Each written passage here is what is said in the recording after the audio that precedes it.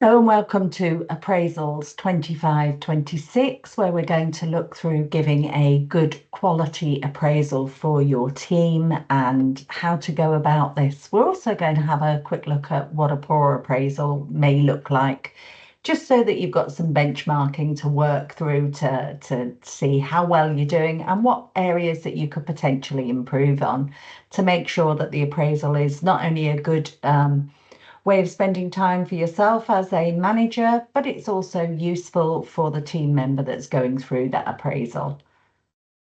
To just give you a little bit of information about me so you understand where I'm coming from, I am a practice manager.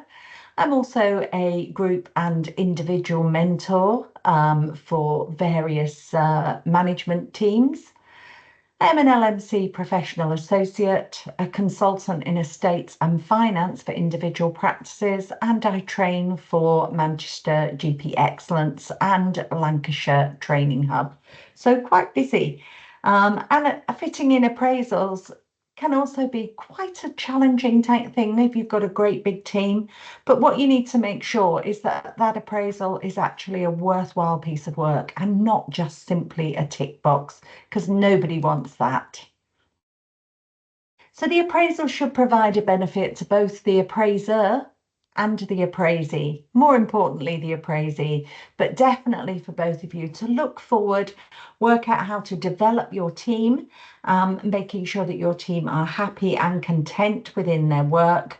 And it shouldn't feel like that tick box piece of work that so many pieces of work are starting to feel like. It should be a good quality meeting between two members of a team, one as a manager or two managers sometimes if you've got a direct line manager, sitting alongside the person that you're appraising to make them feel valued and worthwhile within their jobs. It should be an opportunity for the appraisee to work through their thoughts about career progression, any training thoughts. That's not always the case. Not everybody wants to progress, and we need to acknowledge that in a good appraisal and work through what's important to that team member, because that may be their work-life balance.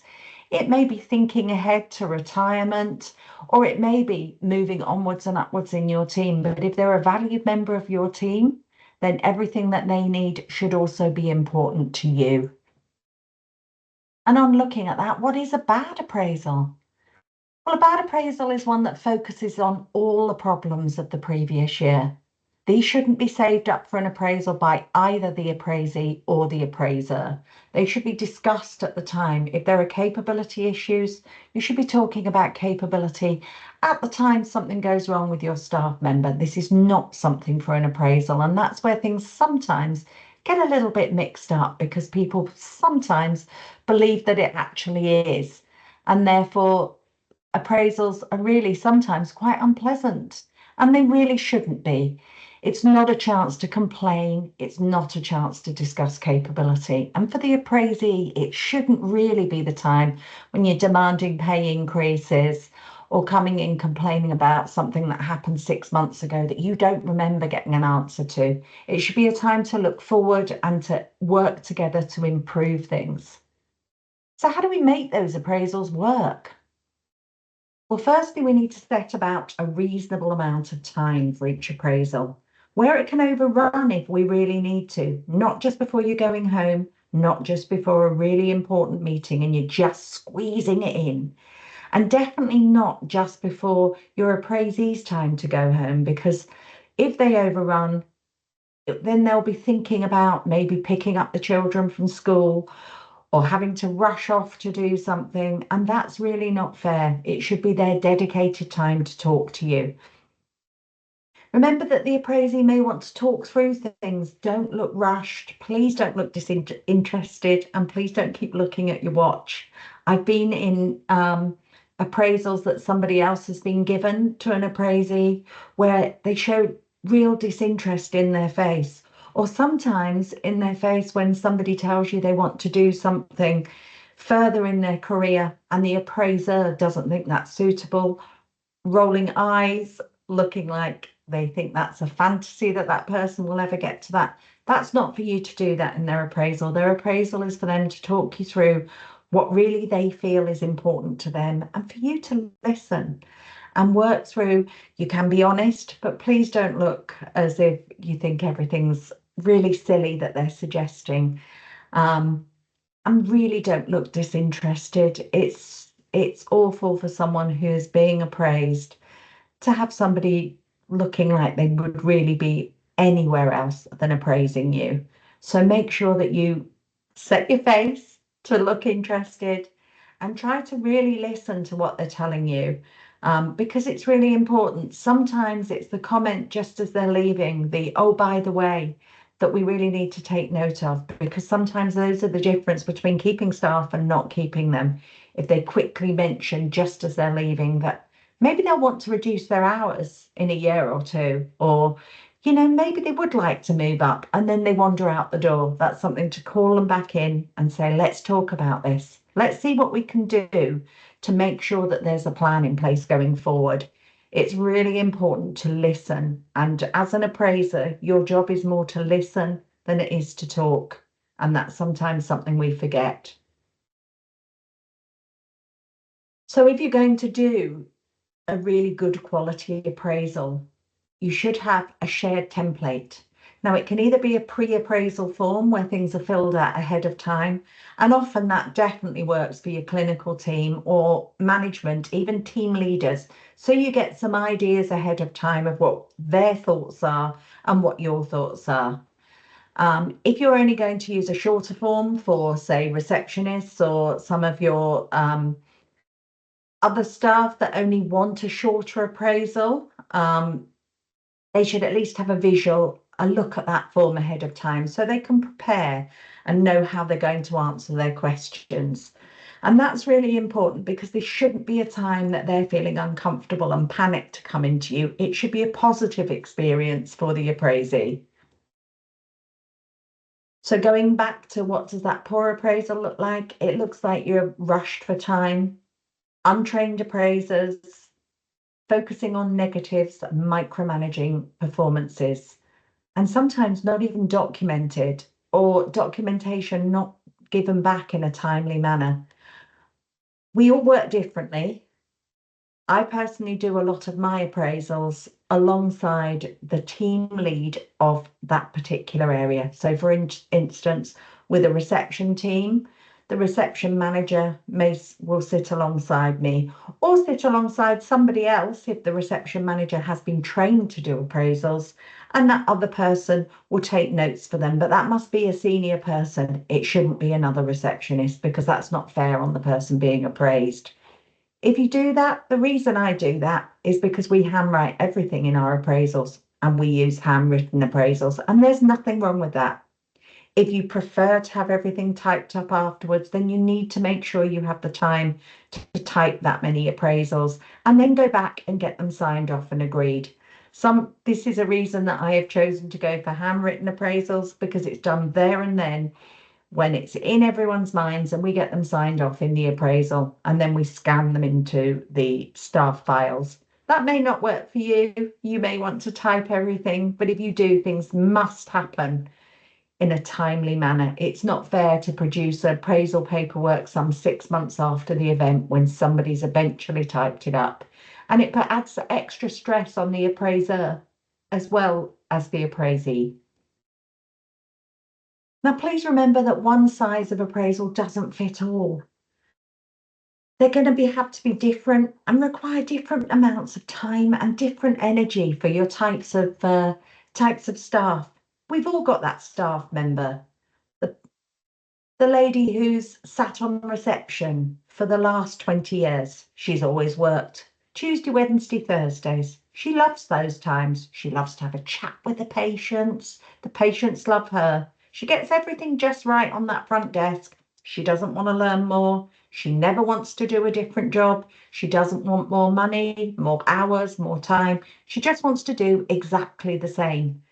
Now, these can be challenging appraisals, but there is absolutely no need that they should be, because if you're trying to create an appraisal that is all about moving onwards and upwards and doing more and making someone feel bad that they don't want to do that, that would make it a challenging appraisal. Should actually be a really nice, easy appraisal. Should be a shorter form, Definitely don't want reams and reams of paper for these people. And we have got an example of this type of form that we're going to go through later within this. And we're also going to produce one of these shorter forms for you as part of the bundle of paperwork that you get. So these shorter forms don't need to think about all their aspirations for the future, all the things they want to do for your workplace. Actually, if they're really happy being where they are, it's a chance to talk about that, how great they were on reception, how wonderful it is that they spend a bit of time with the new starters. Really make it positive.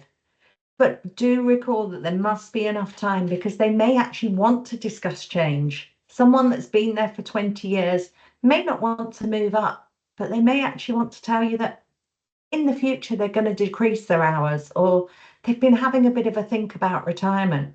They may actually want to move up. All of a sudden, their children may have grown up and they want to have a little bit more time to concentrate on their work time. So be prepared for anything, but really don't enforce that people should feel they need to move up. So staying with the one size does not fit all, some other staff may need a lot longer. They want to discuss those future plans for promotion and what they'd need to achieve this.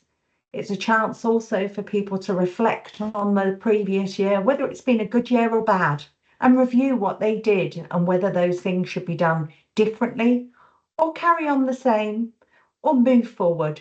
All sorts of different things can happen, and they're not always just about the employee. Sometimes it's about what happens in the wider team, and they want to discuss that, thinking about themselves, how they could work forward within some new team structure. And that's for you to give them time to do that. So as an appraiser, we need to prepare ahead. Please don't rush in at the last minute, printing off the form as you go, cup of coffee in hand with no preparation ahead. Get your appraisals booked at least 2 weeks in advance. Look at your appraisee's job description in that time and have a copy of their job description with you so you can actually look at it together and think, do any changes need to be made? Have you started doing something in the last year or so that's not reflected properly in your job description? Is there anything we can do to make that better so things are updated? Do make sure your paperwork aligns with your organisation's policies. And if you do need to look at professional regulations for the specific role, that's normally clinical, but it could be management where maybe you have professional regulations that you need to follow to do with finances, etc. And that's something to think about ahead of that appraisal. And do think about a personal development plan. Again, not everyone wants to develop and move forward, but there should be some actions in there that you can look at the following year.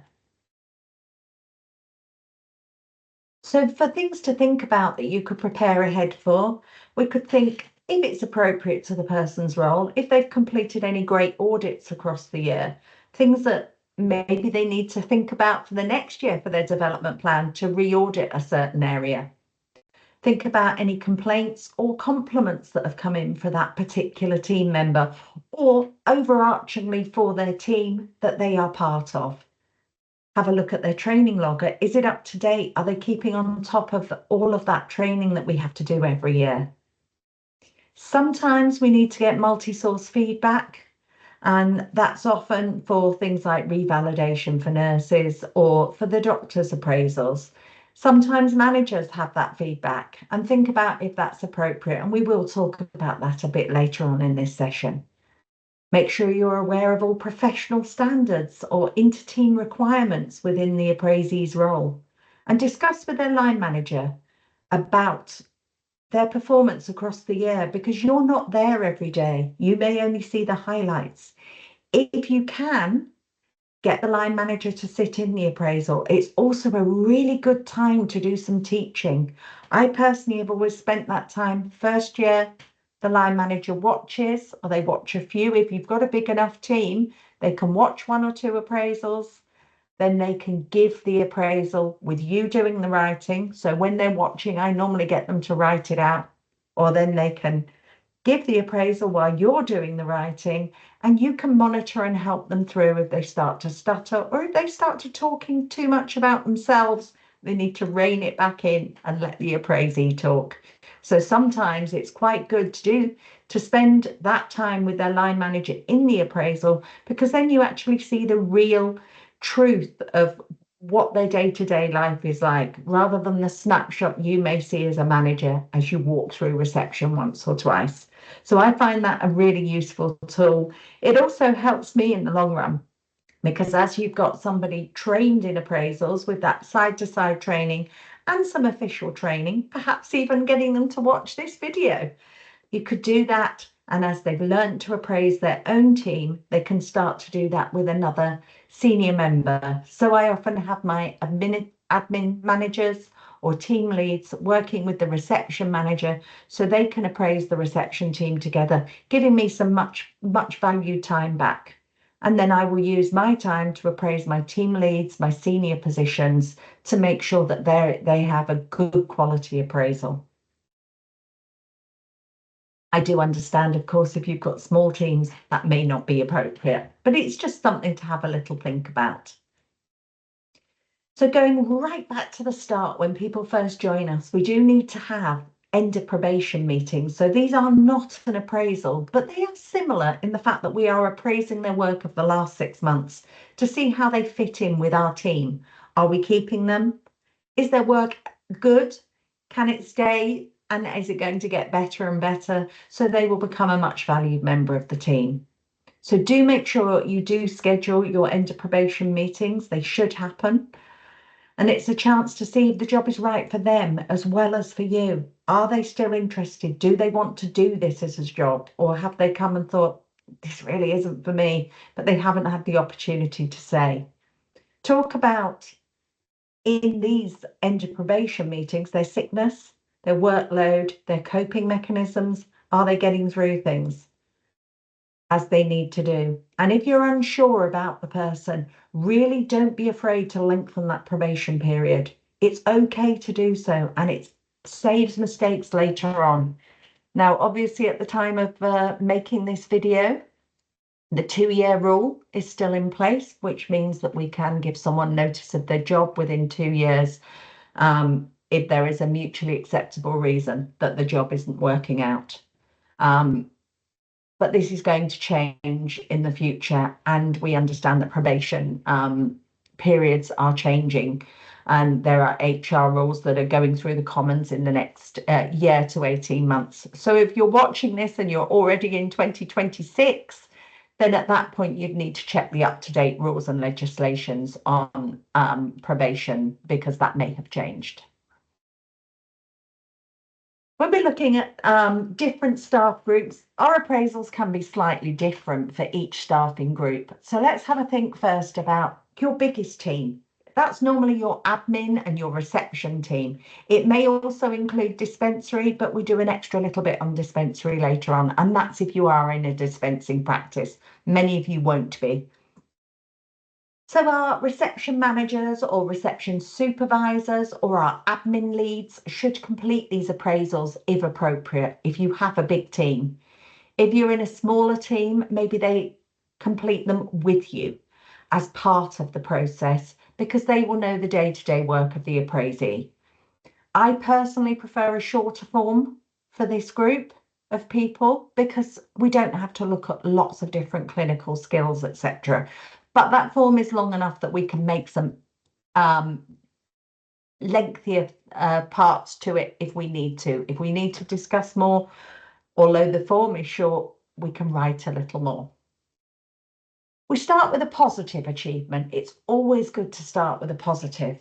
Sometimes they can't think of one. So my first question is normally about what they feel they've done really well in the past year. What are their main achievements? And quite often they'll say, I haven't achieved anything. Please don't sit back and just write, they haven't achieved anything. Help them. Try to help them to think of a positive. It will get that appraisal on good form to start with. So it really can be something simple. It's so great you help that new starter who was struggling, and you let them sit beside you so they could learn how to do the role. It's great you learn how to complete pharmacy first or care navigation, because these are big changes and you've learned how to do those. So that's a real positive achievement. Listen to their difficulties on this. Listen to the things that they have found hard to overcome, like change. But please don't bring in your own. Oh, yes, I found that hard too. I've had a lot of work too. That's not your time for that. Your appraisal is your time to talk about that. This is about them. So make sure you listen and you think of those difficulties, and please don't make it just a writing down tick box exercise. If there are difficulties, then after the appraisal, take that away and work on those difficulties. Is there anything you can do as a manager to make things easier across your team? Is there extra training? It's not always a training course. It might be a bit more sitting side by side someone to make sure they really understand something new that's come in. Don't forget, some of our very best people face to face are not our best at IT, but some of our best at IT are not the best face to face. So let's look and appreciate the skills that our teams have, and then get them to help each other to work through the hurdles, the things they find difficult. And that can all be discussed at an appraisal level. Let them discuss their aims and goals. And that can be, if they don't have aims and goals, there is nothing wrong with this. If they want to work the same, like that receptionist we talked about previously that only works Tuesdays to Thursdays, and they're happy with that, that's fine. You can write that. Happy to remain as I am. But if they have aims and goals, these opportunities may not currently be available, but do listen and do consider. So in the next year, if you're suddenly thinking of a new role, try and remember if someone showed an interest, even though that role wasn't available at the time. Is there any help you can do with training? Listen carefully when people say they want to decrease hours in the future or work in a different department in the future. Do ask questions, even if those opportunities aren't there, because sometimes those staff, if you haven't listened to those things, they will move on, and you've had that opportunity to have that discussion, and it's definitely worth doing if you've got a good staff member. I have produced a copy of this short form, and that will be in the bundle of paperwork that you can apply for at the end of this. Don't forget, within the short form, there is a mandatory training part. So have a look at the training. If you use things like TeamNet or Bluestream or any other of those, you can get a printout of all the training they have achieved and discuss that with them. But don't forget, there can also be other extra training courses that they've gone through, and make a note of those if they've done those sorts of things. Have an agreement of an action plan going forward. That can be something really straightforward. Really learn to really understand the care navigation system that we're using, or learn how to send text messages out to patients. Something straightforward. It can be looking at something they want to do for their future and adding that into an action plan if they want to do a specific training and you're going to try and help them with it. And do leave a space for comments at the end. This is great if you've had any staff compliments about that person, to add those into there, or other staff have made pleasant comments about them, or your own feelings about that staff member. But try and make this as positive as you can, because that's the last thing you're going to talk about. So that's the bit they're going to remember. I'm not suggesting that you can't discuss if things need some improvement, but you can try and put a positive spin on that to make things a little nicer for them.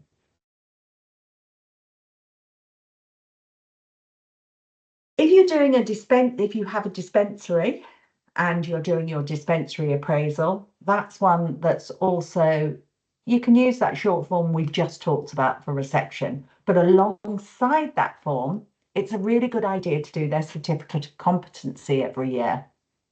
And that it can be used for the dispensing quality scheme. So it ticks two birds with one stone. So although this isn't a tick box, it's actually going to help you with another part of your work. And it is a time to discuss and reflect on how well your dispensers are doing on various parts. This should be done sort of part of this ahead, unless your dispensary manager is sitting in with you, or is in fact doing the dispensing team's appraisals themselves.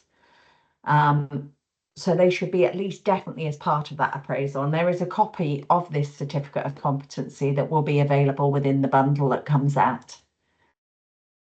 So to look at this, you can look at different parts that they do within their job. Team working, health and safety, customer service. How are they with this? Can that be signed off that they are doing well and they are competent in those areas? Do they understand the process and legislation around supplying of prescribed items or ordering, receiving and storing a pharmaceutical stock? It's just to make sure that they are doing their job properly and getting this signed off, and an appraisal is a perfect time to do that.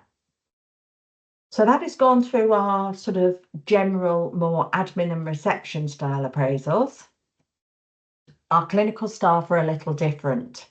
So our doctors are appraised outside of the workplace by a GP appraiser. That is a trained appraiser to train and work with other GPs.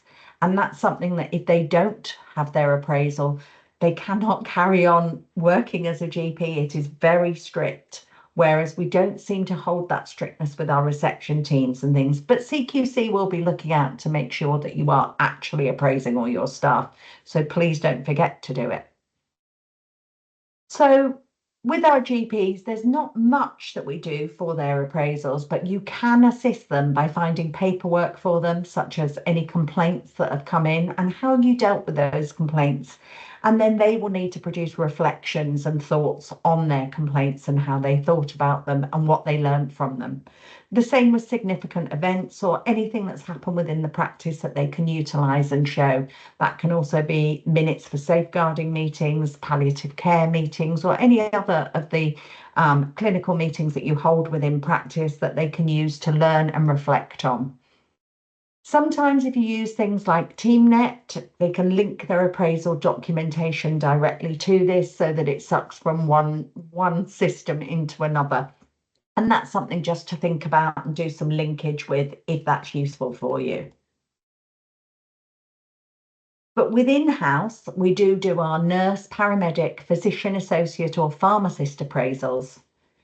If you are taking part in these, I would really suggest that a senior clinician should be completing the appraisal. It should be clinician to clinician. But as a manager, you can maybe be involved in that appraisal by sorting out the paperwork for them, sitting in the appraisal and typing up notes or writing the appraisal out while the clinicians are going through the questions. You may also be there to help and assist with any admin manager type questions that may arise during the appraisal. This is quite a busy slide, I'm afraid. So as we're looking at our clinical staff appraisals, and as I said, it should be a senior person. So you may have your nurse manager doing all your nurse appraisals, but maybe with you or a senior member of your team to assist them with the paperwork in there. And remember, it needs to be a good quality appraisal because they may need to use it as part of their revalidation or for their clinical competence areas. So they need to reflect on their professional practice. And that's thinking about patients in many different ways, thinking about their team and how they work and thinking about confidentiality. So it's quite important that they ahead of time look at their portfolio and they can bring some of that into their appraiser and include it as evidence of their reflections. So that might be protocols that they've developed. It could be critical incidents they've been involved in or reflections on study days and training. Could also be letters from patients that may refer to the work in the team or their personal contribution to that. The pre-appraisal form is definitely having to be filled out with these particular group of people, and it should mention definitely their relationships with patients as well as their clinical expertise, because how well you get on with the patients makes such a difference to the patient's full experience as a clinician. So it's important that that's reflected within their appraisal. We need to also discuss areas of training and development and things that they need to improve on or work through for being able to achieve either new things that interest them, or perhaps if you have new enhanced services or new contractual requirements coming in, that they are trained appropriately, and that can become part of their PDP, their training plans. So clinical staff, though, do be aware if they have completed a big piece of training, they will often come to an appraisal armed with the fact that they want an uplift in pay because they've now become a prescriber or they've now completed a certain part of clinical training. Be prepared for that conversation to come up. You do not have to answer it in an appraisal. It is perfectly appropriate to say it needs to go back to the partners of the surgery for discussion. But it is something that just be prepared that may be thrown up in front of you in an appraisal. And remember that clinical staff will be evidence gathering for their revalidation. So it means that the appraisal must be written up in a way that it can be read back and it can. So if you are handwriting them, make that writing really nice and neat, please, because they may need to use this for an outside revalidation. So it may be sent off somewhere else. Do make sure that you discuss team relationships when you're talking to them, not just their team. So if you're talking to a nurse manager, it's not about just how her nursing team feel. It's also how they get on with the more senior members of the team, such as the partners, and also the reception team, the non-clinical team, and how those relationships work. Are they seen as helpful? Are there things they can improve? And we can work through those together. They've also got to reflect on their clinical practice, which is why we suggest a clinician sits in, because it's very difficult for us as managers to know how they should be reflecting on their clinical practice in quite the same way as we will perhaps reflect on our managerial practices. They can discuss areas of strengths and weaknesses clinically that they can consider, and that's what they should be looking at when they're thinking about what training they need to go forward. So it's quite a good time for reflection within the appraisal time. They can also think about their goals, and that is quite important for discussion in here. Again, it's not time to agree necessarily that they can do certain training that's going to, if it's not useful for your surgery, but listen, because this is the time that if the answer is no, they may start consider moving on. So the answer should always be that you will take it away and consider it if it's not a yes. Talk through any disappointments or obstacles they've gone through in the last year and talk about all of their aims and goals so that we know really what they're looking forward to. But again, not all clinicians want to move onwards and upwards. They don't all want to be go from being a nurse to an AMP or a prescribing nurse or a nurse manager. Sometimes they're just really, really happy where they are. And we need to listen to that and make sure we're not over pushing our teams. And sometimes they need to submit a performance action plan for their revalidation. So make sure you include one that's in there so that they can show actions that we've looked at, how we're going to measure those actions, and an achievement date and review date for those. So that's really important that you're helping them to achieve some of their revalidation without it becoming too much of a chore, because it is part of their general appraisal with you. But it's definitely a good idea to make sure that unless you've got a really organised partner administratively, that you help them through with the writing up, the making sure things are done in time and making sure those appraisals actually happen. Sometimes it's a requirement to have a 360-degree appraisal. That might be required occasionally for revalidation. Sometimes partners ask that their managers have these. And sometimes we do it for our team leads. If you are doing a 360-degree appraisal, make sure the questions and answers are sent to a trusted team member who will not breach confidentiality, or have a box where people can anonymously put things in. But again, it is not for gossip. So you've got to be really careful if you're getting someone else to type these up for you. Personally, any 360-degree ones I would personally look at myself, unless it's about me, to make sure that it is done with the utmost confidentiality. Do remember that sometimes people vent, and it can be really upsetting for the person who is receiving the 360-degree if they see very negative comments on there. It adds a lot of extra stress. So is it really needed? When you're considering doing a 360-degree, think about the person on the receiving end and think, is this really necessary? Is this worthwhile What am I going to gain out of it compared to maybe some upset if somebody's vented or made an unpleasant comment? Part of what a lot of 360-degree appraisals do is they ask for you to highlight things and words that you associate with that person. So here's an example on the screen. And again, you can see some of these aren't the nicest of words. And these can be really difficult appraisals to complete if the feedback hasn't been all positive. So do think about that, and do think even when something comes back as a really, really positive 360, just the one slightly negative comment that could come out on there is the one that they focus on.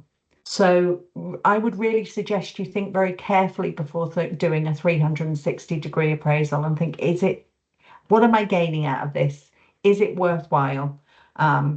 Because it can cause some upset.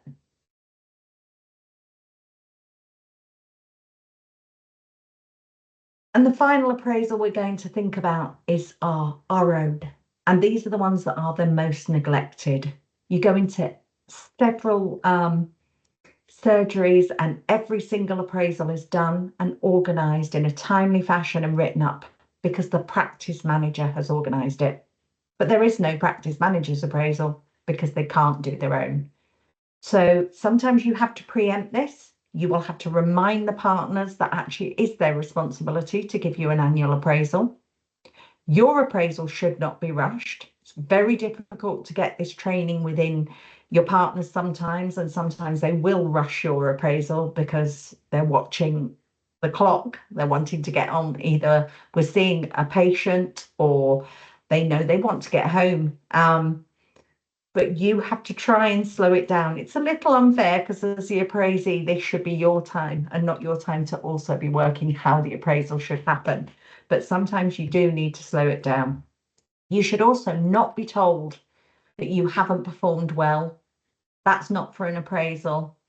It's a chance for you to talk about your role and how you feel, the difficulties that you are encountering. It should definitely be with a partner.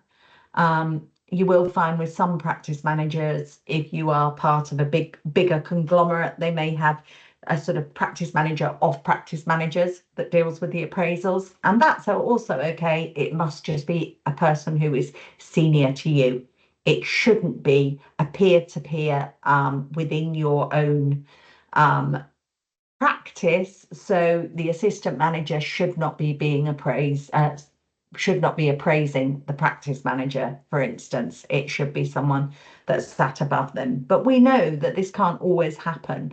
And sometimes a peer-to-peer appraisal is essential. So if you have partners who absolutely will not take the time to do an appraisal for you, and they are aware, and you've made them aware that CQC will ask to see that practice manager's appraisal, but if it still doesn't happen, some areas do organise peer-to-peer appraisals that are done by a trained appraiser. So this isn't just that you've sat and watched my course today, this is that you have gone through some training how to appraise correctly, and you have very strict forms just for practice managers. And they are done much like the GP appraisal. So that's a peer-to-peer where you are sending in information, things you've covered, pieces of work that you have achieved, as long as confidentiality of your practice doesn't come through, and you are not breaching any confidentiality. It's definitely worth checking in your area if you have partners that don't give you an appraisal. And really you can't persuade them to, that if you could have a peer-to-peer appraisal.